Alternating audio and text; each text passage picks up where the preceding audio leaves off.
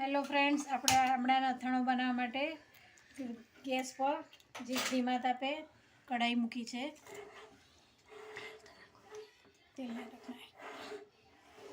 એના આચાર મસાલા માટે પહેલાં આપણે 2 ચમચી ધાણા અહીંયા દેખાડે, 2 ચમચી ધાણા, 1 ચમચી મરી, 1 ચમચી મેથી અને 2 ચમચી વલિયારીના લીધા છે, 1.5 ચમચી રાઈ લીધેલી છે. એ બધું આપણે ધીમા તાપે રોસ્ટ કરી લઈશું. આપણો મસાલો ધીમા તાપે કમ્પ્લીટ શેકાઈ ગયો છે. મરીની ને વલિયારીની સુગંધ સરસ આવી રહી છે. કમ્પ્લીટ શેકાઈ ગયું છે. આપણે 1 કપ જેટલું તેલ લઈએ છીએ. આશરે 150 ગ્રામ જેટલું તેલ લેવાનું છે. એને ધીમા તાપે ગરમ કરવા મૂક્યું છે.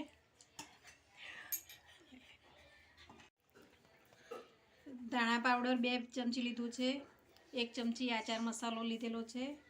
1 ચમચી હિંગ લીધી છે. 2 ચમચી લાલ મરચું છે. 1 ચમચી મીઠું લીધેલું છે.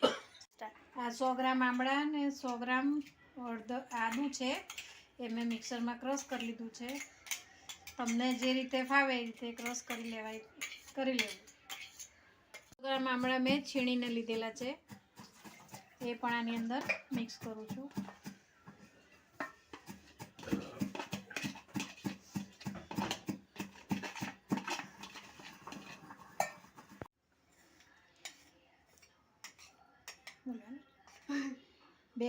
બે ચમચી મીઠું લીધેલું છે.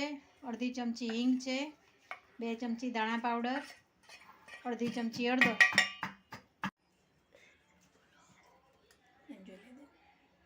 આપણે દરદરા પીસી લીધા છે.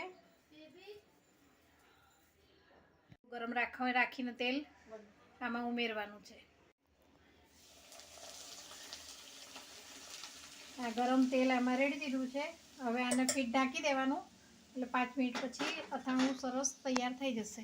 5 મિનિટ થઈ ગઈ છે અને હવે આપણે મિક્સ કરી લેવાનું અને પછી હવે તમે આને તરત ખાવામાં ઉપયોગ કરી શકો છો.